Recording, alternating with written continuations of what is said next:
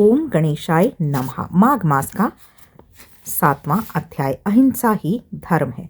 महर्षि वशिष्ठ जी ने कहा कि राजन, जिस समय देवदूत विकुंडल को ही आदर सहित स्वर्ग की ओर लेके जा रहे थे तो उस समय विकुंडल ने ही देवदूत से प्रश्न किया कि हे देवदूतों, मेरी तो शंका का समाधान करो। देवदूत ने अत्यंत ही आदर पूर्वक कहा कि बताइए महान आत्मा, क्या प्रश्न है। विकुंडल ने कहा कि मेरी समझ में नहीं आता, मेरे भाई को तो चित्रगुप्त जी ने घोर नरक में लोक को भेज दिया है और मुझे स्वर्गलोक क्यों। हम दोनों ने तो जीवन में अनेक दुष्कर्म तथा घोर पाप किए हैं। मैंने भी अनेक घोर पाप किए हैं तथा वास्तव में मैं भी अपने भाई के साथ ही उसके समान ही घोर नरक का ही हकदार हूँ।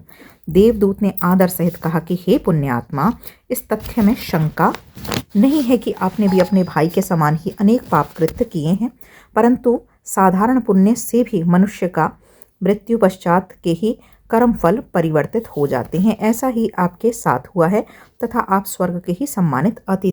निसंदेह ही आपने भी अपने जीवन पर्यंत अनेक ही पाप कर्म और अत्याचार किए हैं, परंतु आपने जीवन का अंतिम समय पिता के मित्र हरमित्र के पुत्र सुमित्र के साथ बिताए हैं, जिसका जीवन ऋषि तुल्य था। वह यमुना के ही तट के निकट आश्रम में रहता था। वे वेद पाठ किया करता था तथा उसकी पवित्र ध्वनि आपके कानों में ही पड़ती रहती थी। आपने उसकी निकटता में 2 बार माघ स्नान किया, जिस कारण आपके समस्त पाप ही नष्ट हो गए तथा स्वर्गलोक से के भी आप हकदार बन गए हैं।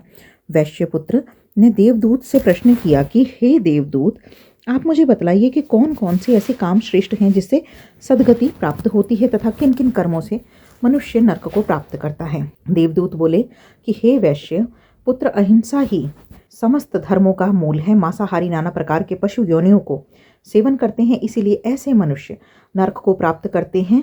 हिंसा करने वाला व्यक्ति के ही वेद पाठ, दान, तप, यक्ष आदि व्यर्थ हो जाते हैं। ऐसे मनुष्य सदगति प्राप्त नहीं करता है।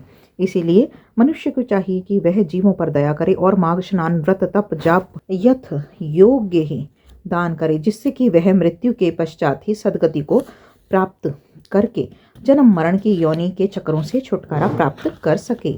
बोलो लक्ष्मी नारायण भगवान की जय हो।